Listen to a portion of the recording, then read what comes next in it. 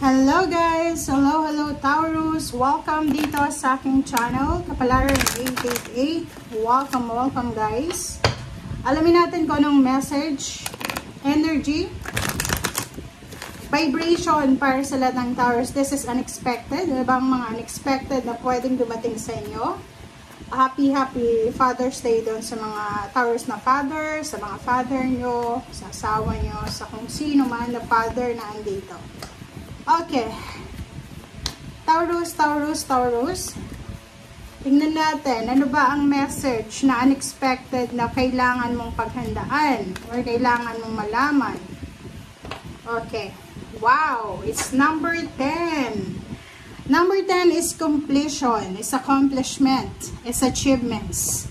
Ibig sabihin dito, Taurus, possible na ikaw ay nagbabalak na mag-travel. This is traveling, relocation, moving, diba? Yung parang nasa probinsya ka ba, nasa Pilipinas, or nasaan ka mang lupalop ng mundo, ng bansa.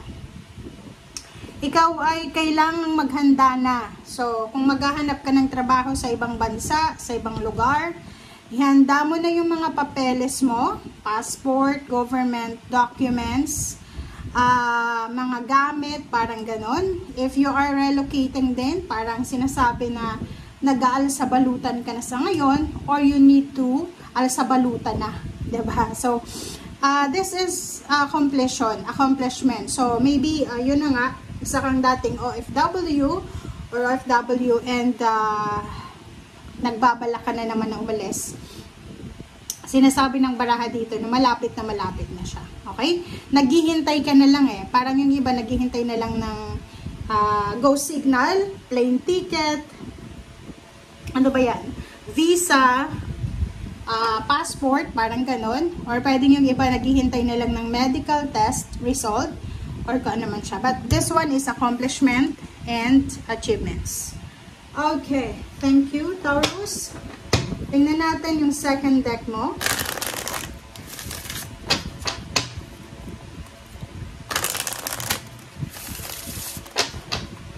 Okay, Taurus.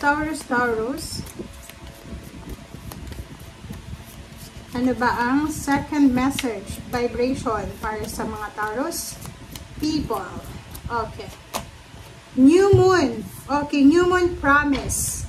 Relationship to sinasabi ng baraha, maybe you're in a relationship or may asawa ka, may boyfriend, girlfriend, may live-in partner. Yon. Yung isa sa inyo dyan ay posibleng umalis talaga. Yung isa is kailangan niyang umalis for work or maybe for leisure or kung ano man siya na rason or dahilan bakit kailangan niyang umalis. Sinasabi ng baraha dito na kayong dalawa ay kumbaga nagsusumpaan kayo na kahit magkalayo kayong dalawa, still you will love each other and you will be faithful to each other, parang ganun. And meron din dito na Taurus na posibleng galing ka sa breakup and posibleng may new moon. New moon is new hope. May kumbaga naghihintay sa'yo na bagong relationship, bagong friendship, bagong partnership, or collaboration, or emotional new beginning. So, yun. Okay, thank you. Thank you, Taurus.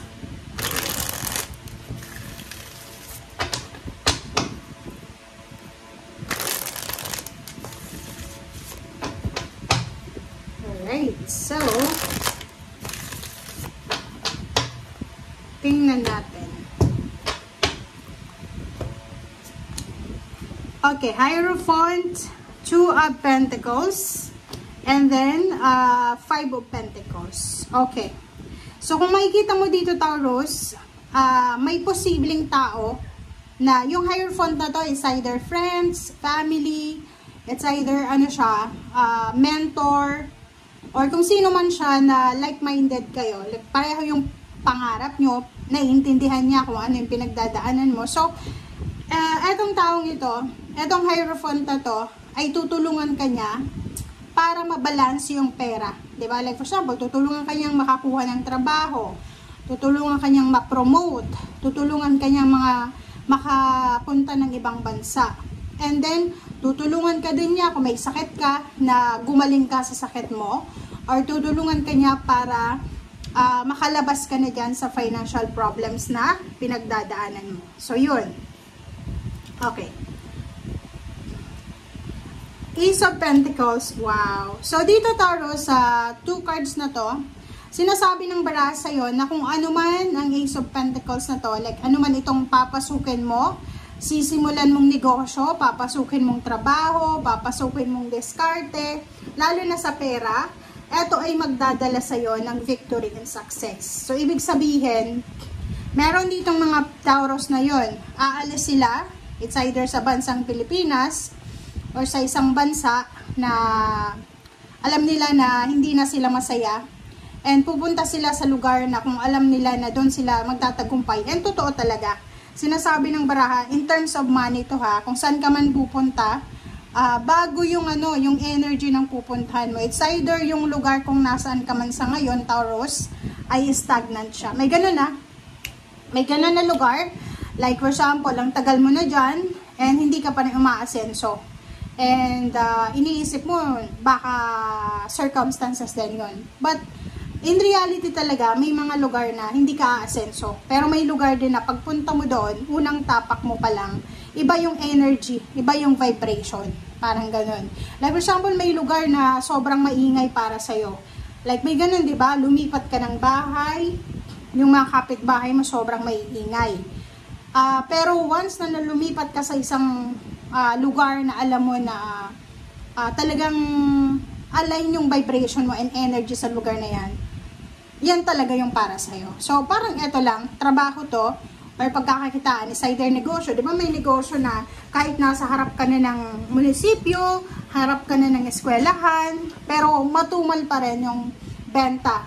But, di ba may iba nasa bukid lang, pero marami yung benta. Ganun talaga yon. May mga lugar na talagang hindi na kailangan or hindi kailangan yung energy mo kasi may mas magandang lugar na doon kailangan ka. Okay? Okay. Meron ditong couple, it's either mag-asawa, mag-boyfriend, girlfriend, na posibleng magta-travel sila together. Okay? Magta-travel sila together para hanapin yung trabaho or para hanapin yung lugar kung saan sila nababagay. Ang Two of Cups na to, sinasabi ng barahan na may relationship na magpa-flourish. Ibig sabihin, long distance kayo, maybe long distance, or maybe magkasama kayo, pero magkasama sa bahay, pero iba yung schedule nyo sa trabaho.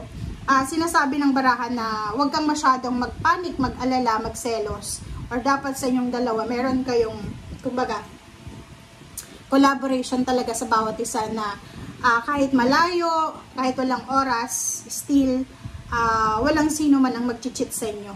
Okay? And yung 7 of Wands dito, sinasabi ng barahan na huwag mong isusuko ang relationship na to just because of pera, just because of family, or kung ano man.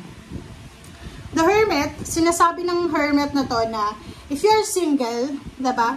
If you're single, Taurus, sinasabi ng biraha sa'yo na may love life na posibleng magsimula, may love life na pwedeng i-offer sa'yo ang universe, but you need to be careful. Okay? Kailangan mong maging careful. Hindi lahat ng pumapasok sa buhay mo, kailangan mong papasukin.